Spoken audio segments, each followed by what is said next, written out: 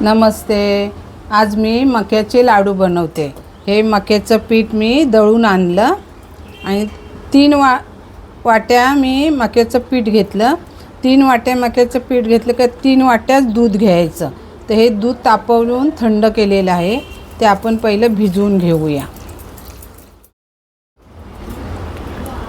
आता आपलं मक्याचं पीठ भिजतंय तोपर्यंत आपण ड्रायफ्रूट टाकूया. हे मी काजू घेतलेत, हे बदाम घेतलेत. आता तुमच्या आवडीनुसार तुम्ही ड्रायफ्रूट टाकू शकता. पिस्ता घेतलेत 15-20 घेतलेत आणि हे मनुका घेतले. ते मनुका आपल्याला वाटायच्या नाही. आता हे ड्रायफ्रूट असं सरसरीत वाटून घेतले. बघा, बेसन घेतले मी 1 वाटीभर. ते बेसन भाजून घेऊया. 3 वाट्याच आपण तूप घेऊया. हे साजूक तूप आहे, तर ह्याच्यात बेसन चांगलं भाजून घेऊया.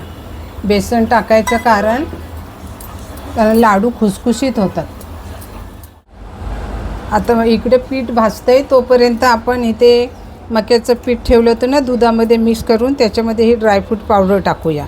ते आता थोडीशी टाकूया, जास्त टाकली तरी चालते.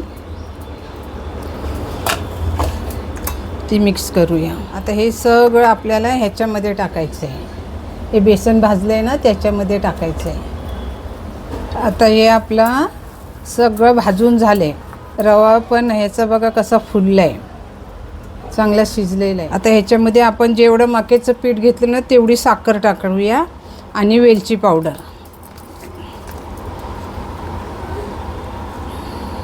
आणि हे बेदाणे आपण ठेवले होते मनुका, ते पण टाकूया.